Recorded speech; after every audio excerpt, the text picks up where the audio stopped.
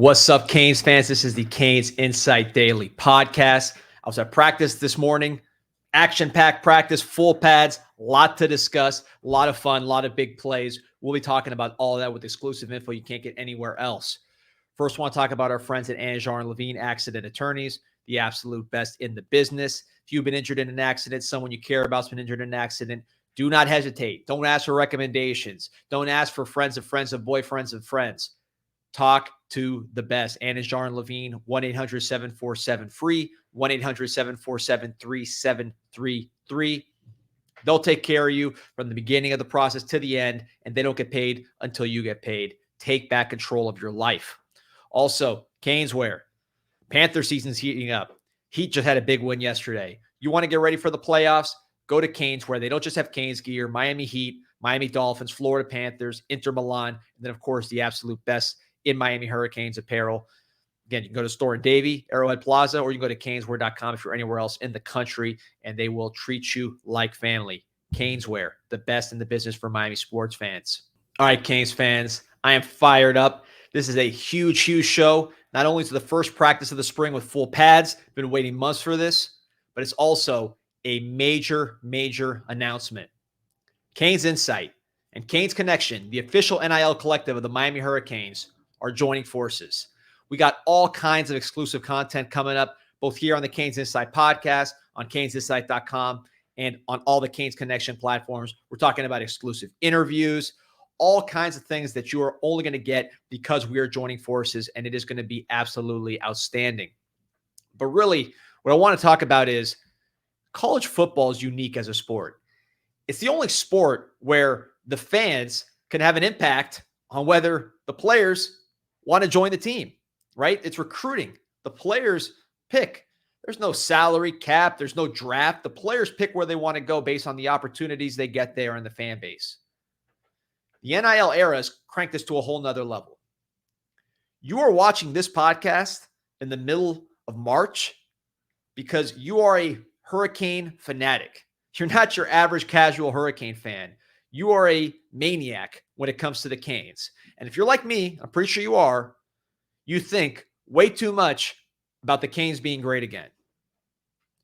Do your part to make that happen. Canes Connection. We'll pull up the sign up right now, Pete. Pull up the graphic. All you got to do is go to the member page. The link is in our bio, also on our website.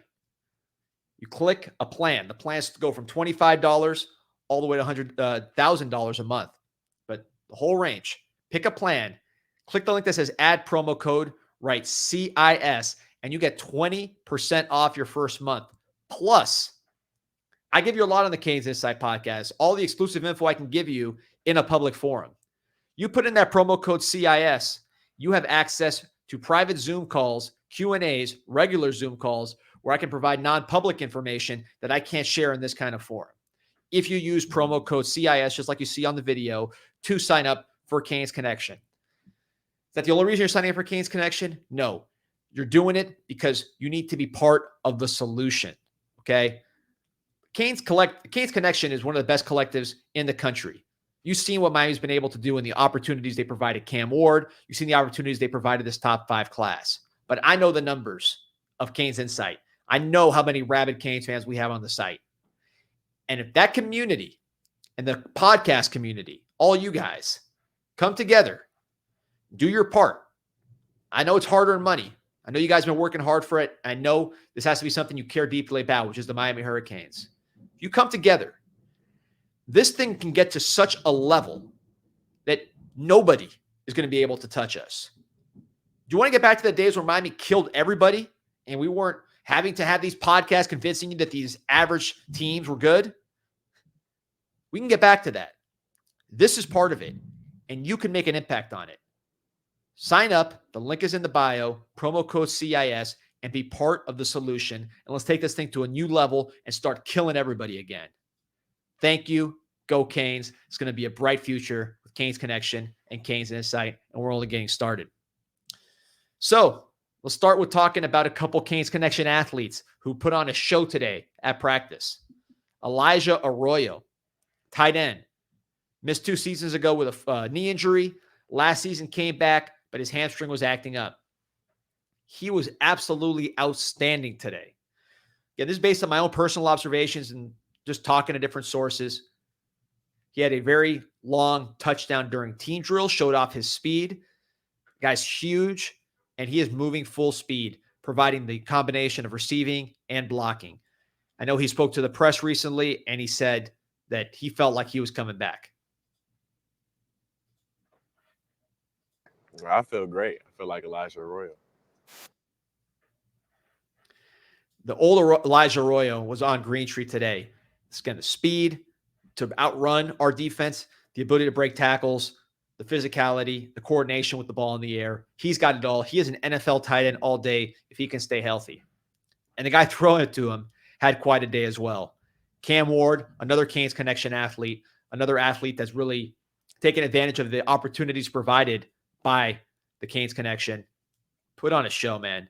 The end of practice, again, talking to sources, the end of practice, we're talking about beautiful fade balls to Riley Williams down the sideline, perfectly placed deep ball for a touchdown to Isaiah Horton. He has a unique ability to throw to one-on-one coverage perfectly to the outside shoulder, where even if there's not that much separation, he's hitting guys in stride and with enough distance from the defender and before the sideline that they're able to make a play. He does that better than any quarterback I've seen in Miami in a long, long time. That's his specialty, but he's got other specialties too. Arm strength to jam it in, decision-making, he's got it all. But really today you saw those 50-50 balls. If you watch his highlight reel, you will see those again and again and again. But the end of practice today, fireworks show with Cam Ward with the first team, just bombing it down the field. Super talent. I mentioned Riley Williams as well, who caught one of those passes. Starting to show you their receiving ability with that big body. I mean, this is a legitimate 260-pounder, just like Arroyo.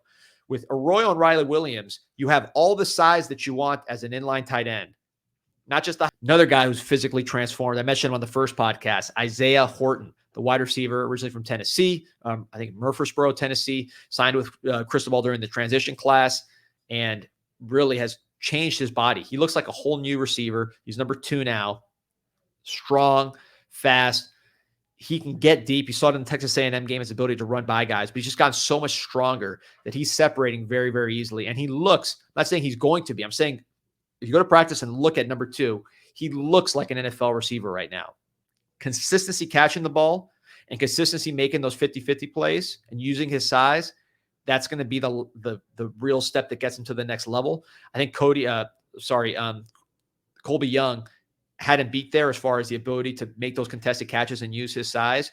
Horton's getting better at that, but Horton's ability to run down the field in straight lines or on post with his speed and his size, outstanding. He can get behind Miami's defense. He can get behind Texas A&M's defense, as we saw. And he can get behind a lot of defenses, and he has a quarterback that can hit him in stride for TDs. So Isaiah Horton's a name to watch. Again, needs to stay locked in, keep improving his ball skills in his hands, but the size, the speed, and now the strength really taken to a new level with Isaiah Horton. He's a very exciting player to watch.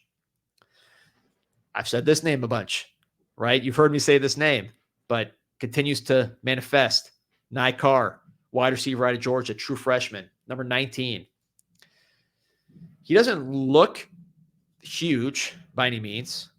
He's fast, but it's not like you see him just jittering by guys like a Tyreek Hill. It doesn't look that fast. And he doesn't look as smooth as a JoJo Trader. I mean, he looks athletic, don't get me wrong.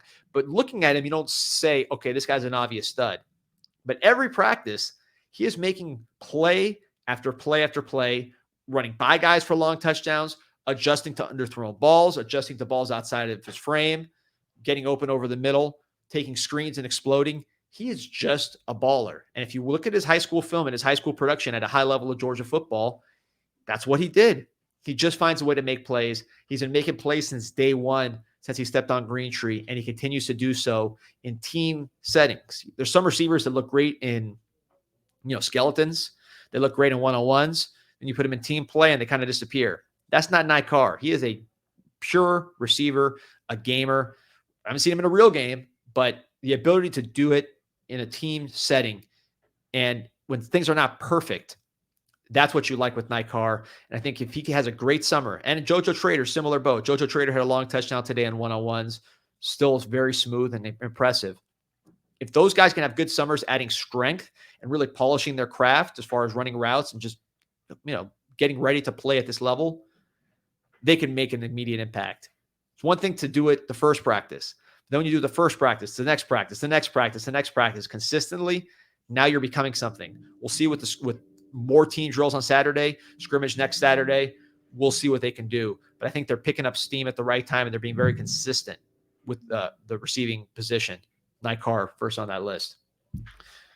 Another guy I want to talk about, newcomer, Markel Bell, 6'8" almost, lean, offensive tackle, Miami guy from junior college. Still raw, but you're seeing massive, massive strides. He does not need to be perfectly squared up to pass block you. If he gets his long arms on you, even if he's a little late at first, he can drive you right out the frame. His length is unique, and he's not fat and sloppy. Saw some physicality from him today with the pads coming on that you want to see. Cristobal was jumping all over him, excited about his physical play. So I don't think it's like day one. If you play the game right now, would he start? No. But he's someone that's going in the right direction. The tools are there. He's already in shape. He's going to get in better shape. Maybe unbalanced lines, 6 offensive linemen. He's a 6th. Work his way into potentially being a starter at tackle. I see the vision with him. I'm very, very confident in where Markel Bell is trending based on recent returns. This is a good step today in full pads. And this is someone we know that Mario Cristobal is excited about. Pete, go ahead and play the clip of Mario when he signed Markel Bell. And I got to ask you about this big dude. You couldn't help yourself on these big offensive linemen. Markel Bell, my God, 6'8", 340 pounds. Yeah.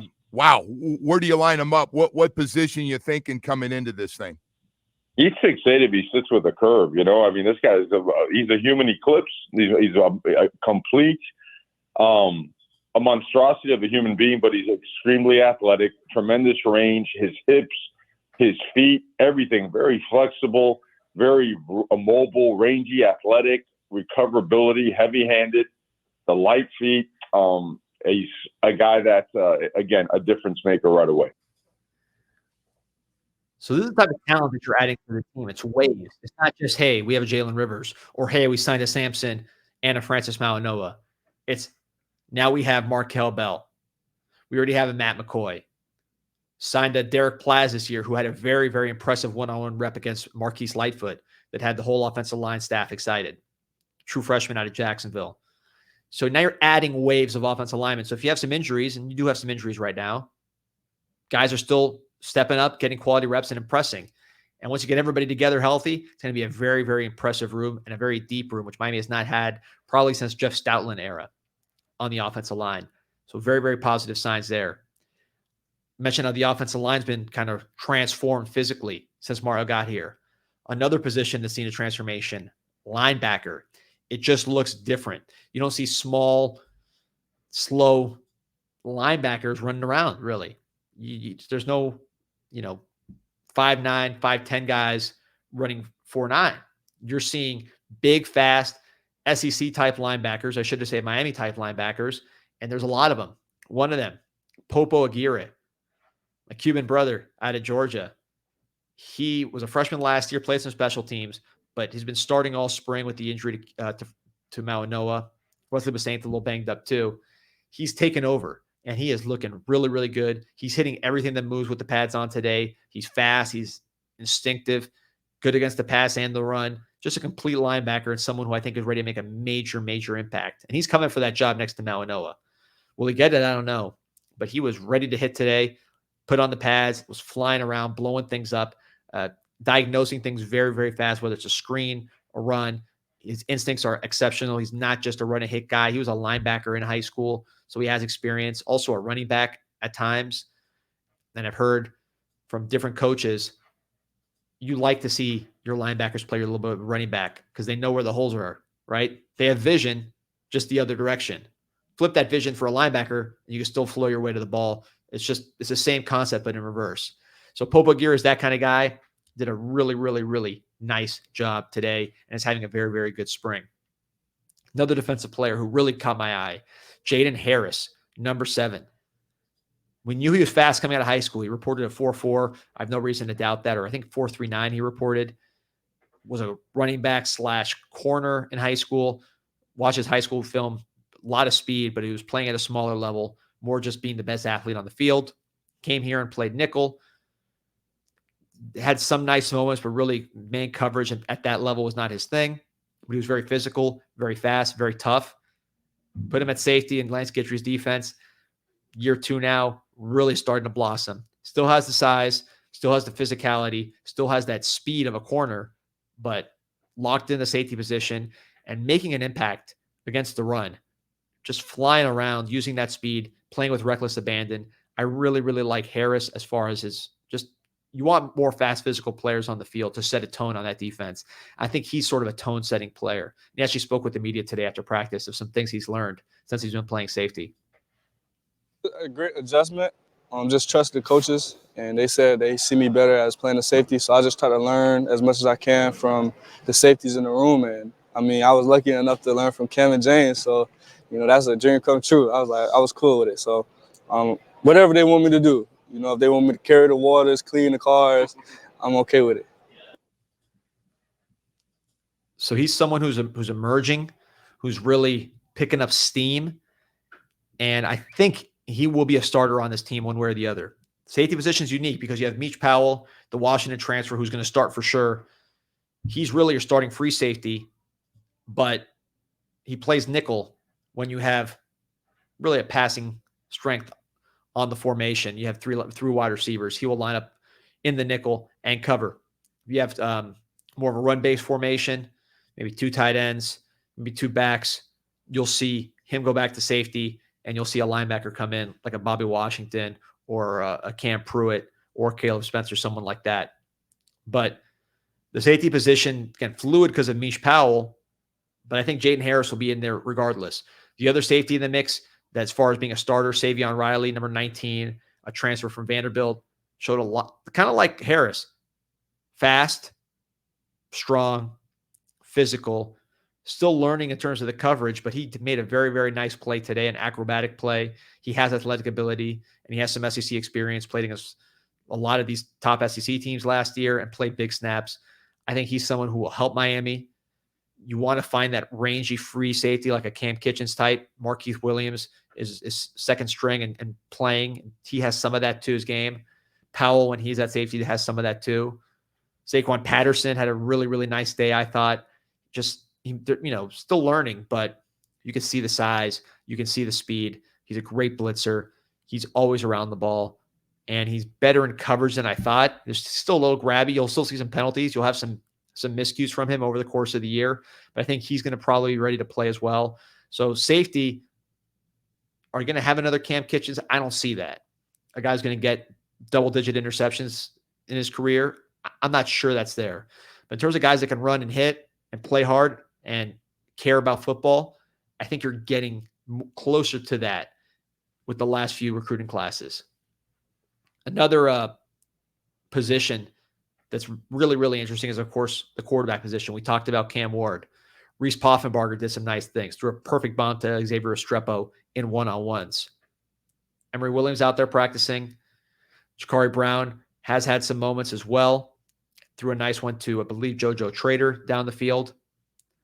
But one quarterback that hasn't gotten that many reps but has done a nice job when he's gotten them is Judd Anderson, the true freshman out of Georgia. 4 scholarship quarterbacks ahead of him. Ward's a starter. Poffenbarger likely number 2, at least for now. Emory Williams started games last year, won games last year. Jakari Brown also started games. So those guys are all getting reps ahead of Judd. When you're the 5th quarterback, there's not that many reps to go around. But when he's gotten his reps, he's impressed. I mean, he impresses just walking around. 6'7", the weight's coming on, smooth, coordinated athlete. We talked about his basketball background, double-double guy. He can run, although he hasn't run a lot. He throws it very naturally, very smooth motion. Again, the basketball athleticism and coordination. But he's done a nice job in team drills in the limited opportunities he's had. Throws a nice sort of, kind of like Ward, not as precise, but he does identify one-on-one matchups and throws a ball that the receiver can make a play on. He can drive it when he needs to. He's got all the arm strength in the world, smooth release. And he hit a long touchdown to someone I'm going to talk about right now, which is Robbie Washington.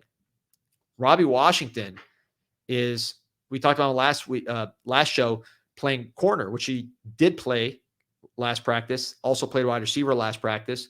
Today, more on the wide receiver side. I think you're going to see both I think ultimately he'll be a corner as his best value because there just aren't that many corners like him, and he has all the tools to do it. Plus, he's tough. But he's also a really good receiver. Had a long touchdown adjustment to the ball today from Judd Anderson. Caught a lot of balls in general. I think he, I don't know what he wants to play, whether it's corner or receiver, but he seemed like he wanted to show people he's a good receiver too, because he was on fire today. Ray Joseph, number 5, another player from that class of 2023, wide receiver. You had Robbie Washington and Ray Joseph, both from Miami, big-time receiver signees locally. Ray Joseph was able to make plays, get open, adjust to the ball. He's really worked on his hands. More of a running back coming up. His brother's a running back recruit this year. Ray was a running back. He has that balance and that quickness, has adjusted to playing more of a wide receiver role, catching a lot of balls and showing that he can have those ball skills, working on it very, very hard. You're seeing some of that hard work come to fruition in practice today. He's doing really well. Running backs, you're still not seeing that much because even though it's, they're hidden, they're not taking everybody all the way to the ground. But I've got a lot of questions about Trevante Citizen. I'm told he scored a touchdown today, a shorter touchdown, and you see him. He's strong. He's running hard. He's got a lot to prove. I think confidence will be a big thing with him. I don't know if he's fully confident yet, but that's why you have spring. That's why you have reps. You run hard. You look to fight another day, and you say, maybe I can do a little more and push it a little harder. So that's something that we'll see down the road. But look, a lot of recruits in the house, a lot of energy, beautiful practice, a lot of juice in the building.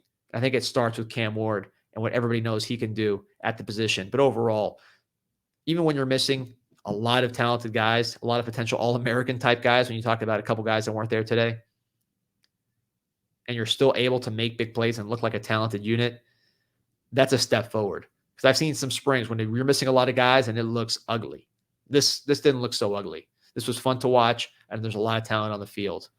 And we'll be keeping you up to date on all the practice happenings right here with the most exclusive green tree information on the planet, the most exclusive recruiting information on the planet, and now the ability to bring in these Canes Connection athletes and really get to know them and some of the opportunities they've gotten from Canes Connection. So please support the show, like and subscribe, sign up for the CanesInsight.com forums for the most active Canes community in the world, 6.8 million views and counting, and sign up for Canes Connection promo code CIS, 20% off your first month, and you get access to exclusive non-public information from me in Zoom Q&As. You got a question, you can hit me up. Once you're in, and there's no community you'd rather be in than the Canes Connection community, because it's a group of Canes fans that are doing their part to bring Miami back to the top. Do your part, sign up, you'll be happy you did. And when Miami's holding up that championship trophy, you feel like, hey, I had a small part in that. So links in the bio, promo code CIS. Love you. Take care. See you tomorrow.